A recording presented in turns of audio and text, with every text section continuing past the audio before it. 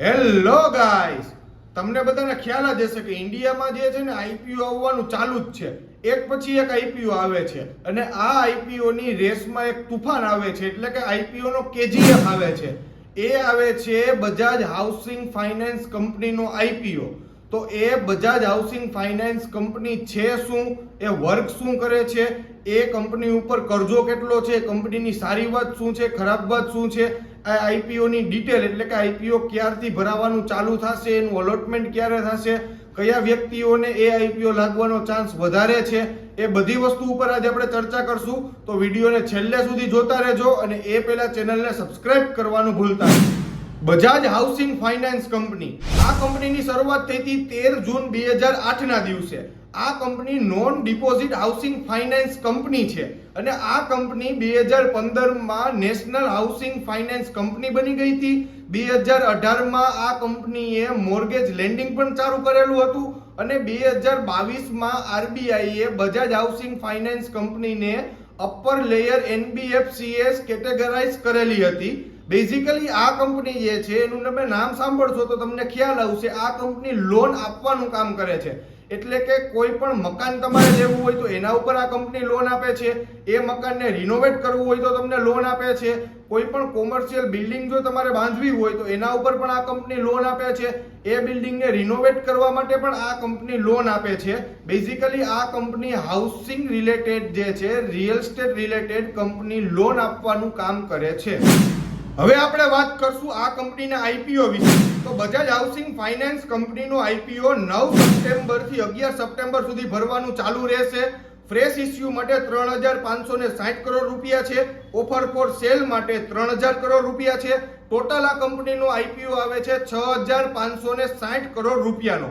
એમાંથી 500 કરોડ રૂપિયા જે છે એ રૂપિયા રિઝર્વ કરવામાં આવેલા છે બજાજ ફાઇનાન્સ લિમિટેડ અને બજાજ ફિનસર્વ લિમિટેડના ઇન્વેસ્ટર માટે. એટલે કે જો તમારી પાસે 30 ઓગસ્ટ પહેલા બજાજ ફાઇનાન્સ લિમિટેડ અથવા તો બજાજ ફિનસર્વ લિમિટેડના શેર હશે તો તમને આ આઈપીઓ લાગવાનો ચાન્સ ખૂબ જ વધારે છે. આ આઈપીઓ નું પ્રાઇસ બેન્ડ છે ઈ છે 66 થી 70 રૂપિયા વચ્ચે.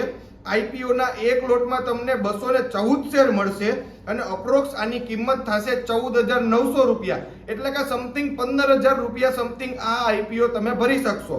આનું અલોટમેન્ટ છે એ અલોટમેન્ટ 12 સપ્ટેમ્બરના રોજ થશે, એટલે કે 12 સપ્ટેમ્બરના રોજ જો તમને અલોટમેન્ટ થઈ જશે, આઈપીઓ લાગશે તો તમારા ખાતામાંથી રૂપિયા કપાઈ જશે, અથવા તો જો તમને આઈપીઓ નહીં લાગે તો 13 થી 14 સપ્ટેમ્બરના રોજ તમારા ખાતામાં એ રૂપિયા પરત આવી જશે અને 16 સપ્ટેમ્બરના દિવસે આ કંપનીનું લિસ્ટિંગ થવાનું છે. આ કંપની આઈપીઓ થ્રુ રૂપિયા રેઝ કરીને એ રૂપિયાનું કરશે શું? તો તમને બધાને ખ્યાલ જ છે કે બજાજ હાઉસિંગ ફાઇનાન્સ કંપની જે છે એ લોન આપવાનું કામ કરે છે. એટલે કે ભવિષ્યમાં આ કંપની પાસે લોનની જેટલી પણ રિક્વાયરમેન્ટ આવશે એ રિક્વાયરમેન્ટને પૂરી કરવા માટે રૂપિયાની જરૂર પડે છે અને એ રૂપિયા કંપની આઈપીઓ દ્વારા રેઝ કરશે અને ભવિષ્યમાં લોનની રિક્વાયરમેન્ટને પૂરી કરવા માટે કંપની આ રૂપિયાનો ઉપયોગ કરશે. કંપનીએ આઈપીઓ નું રિઝર્વેશન કેટલું રાખેલું છે? તો કે 50% રિઝર્વેશન ક્યુઆઈબી માટે છે, 35% રિઝર્વેશન રિટેલ ઇન્વેસ્ટર માટે છે અને 15% રિઝર્વેશન એચએનઆઈ માટે કંપનીએ ફાળવેલું છે. કોઈ પણ કંપનીના આઈપીઓ ભરતા પહેલા અથવા તો એ કંપનીમાં રૂપિયા રોકતા પહેલા એ કંપનીની ફાઇનાન્શિયલ કન્ડિશન જાણવી ખૂબ જ જરૂરી છે અને બજાજ હાઉસિંગ ફાઇનાન્સની ફાઇનાન્શિયલ કન્ડિશન ખૂબ જ સારી છે. આ company day by day growth કરે છે, એના રેવન્યુમાં પણ વધારો થાય છે અને એના પ્રોફિટમાં પણ આ કંપનીએ ખૂબ જ વધારો કર્યો છે. તમને એના આંકડા દ્વારા સમજાવું તો કે કંપની પાસે ટોટલ એસેટ જે છે એ એસેટ છે 88,538 કરોડ રૂપિયાનું. કંપનીનું રેવન્યુ 2023 માં 5,665 કરોડ રૂપિયા હતું અને એ વધીને 2024 માં 7,617 કરોડનું થઈ ગયું છે. એટલે કે એના રેવન્યુમાં પણ 34% નો ગ્રો જોવા મળ્યો છે અને એનું જે પ્રોફિટ છે પ્રોફિટમાં પણ 38% નો ગ્રો જોવા મળ્યો છે. એટલે કે 31 માર્ચ 2023 સુધીમાં કંપની પાસે 1,257 કરોડ રૂપિયાનો પ્રોફિટ હતો અને એ વધીને 2024 માં એટલે કે 31 માર્ચ 2024 માં એ પ્રોફિટ વધીને 1,731 કરોડ રૂપિયાનો થઈ ગયો છે. એટલે પ્રોફિટમાં પણ 38% નો ગ્રો જોવા મળ્યો છે અને કંપની ઉપર કરજો એટલે કે બોરોઇંગ જે છે એ છે 73,347 કરોડ રૂપિયા. હવે તમને બધાને થતું હશે કંપની ઉપર 73,000 કરોડનું બોરોવિંગ એટલે કે આટલો બધો કરજો. 73,000 કરોડનો આંકડો કોઈ સામાન્ય આંકડો નથી, પરંતુ તમને બધાને ખ્યાલ જ છે કે Bajaj housing finance company loan આપે છે. એટલે કે કોઈ પણ કંપની જે લોન આપે છે, કોઈ પણ બેંક હોય છે, એ બેંકની ઉપર પણ કરજો હોય છે, કારણ કે એ કંપની લોન આપે છે. એટલે કે આ આંકડો જે છે એ આંકડાને આપણે નેગેટિવ માનવામાં આવતો નથી. અને હું હંમેશા કહું છું કે કોઈ પણ કંપની જે છે એનો ડેટ ઇક્વિટી રેશિયો જે છે એ છે 1ની નીચે હોવો જોઈએ, પરંતુ આ કંપનીનો ડેટ ઇક્વિટી રેશિયો છે 5.7.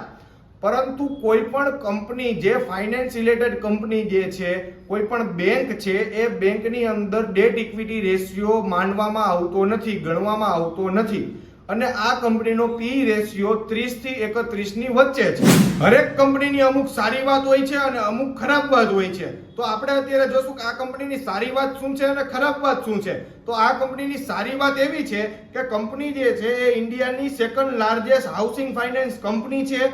પછી બજાજનું નામ સાંભળીને આપણી અંદર એક ટ્રસ્ટ આવે છે, એટલે કંપનીનું જે માર્કેટિંગ છે, બ્રાન્ડિંગ જે છે એ પણ ખૂબ સ્ટ્રોંગ છે. અને કંપની જે છે એ ડિજિટલાઇઝેશન ઉપર ખૂબ જ વધારે ફોકસ કરે છે. પછી આવે છે કે એની ખરાબ વાત, એટલે કે કંપનીનું ખરાબ વાત એવી છે કે કંપની ઉપર ઇન્ટરેસ્ટ રેટ રિસ્ક વધારે હોય છે. એટલે કે ઇન્ડિયામાં જો ઇન્ટરેસ્ટ રેટ રિસ્ક વધશે તો આ કંપની ઉપર ડાયરેક્ટ એ કંપનીને અસર કરશે, આ કંપનીને ડાયરેક્ટ અસર કરશે. અને કંપનીનો જે પોર્ટફોલિયો છે એ પોર્ટફોલિયો મેજોરિટી રિયલ એસ્ટેટ ઉપર આધારિત હોય છે. એટલે કે રિયલ એસ્ટેટ બિઝનેસમાં કોઈ પણ મંદી આવે છે અથવા તો એમાં ખરાબ ન્યૂઝ આવે છે તો એ ન્યૂઝની સીધી અસર આ કંપનીને થઈ શકે છે. હવે તમને બધાને ખ્યાલ તો આવી જ ગયો હશે કે આ કંપની કામ શું કરે છે, એ આઈપીઓ રેસ કરીને રૂપિયા ક્યાં વાપરશે, એની ઉપર કરજો કેટલો છે, ફાઇનાન્શિયલ કન્ડિશન કંપનીની કેવી છે, એ બધી વસ્તુનો તો હવે તમને ખ્યાલ આવી જ ગયો હશે. જો તમે આ કંપનીના આઈપીઓ ભરવા માંગતા હોય, આ કંપનીમાં રૂપિયા રોકવા માંગતા હોય તો ફાઇનાન્શિયલ એક્સપર્ટની સલાહ લઈને પછી જ આ કંપનીમાં રૂપિયા રોકજો. અને જો તમને આ વિડીયો ગમ્યો હોય તો વિડીયોને લાઈક કરો, અને જો કોઈ પણ વ્યક્તિ આ કંપનીનો આઈપીઓ ભરવા માંગે છે તો એના સુધી આ વિડીયોને શેર કરો અને ચેનલને સબસ્ક્રાઇબ કરવાનું ભૂલતા નહીં. Thank you.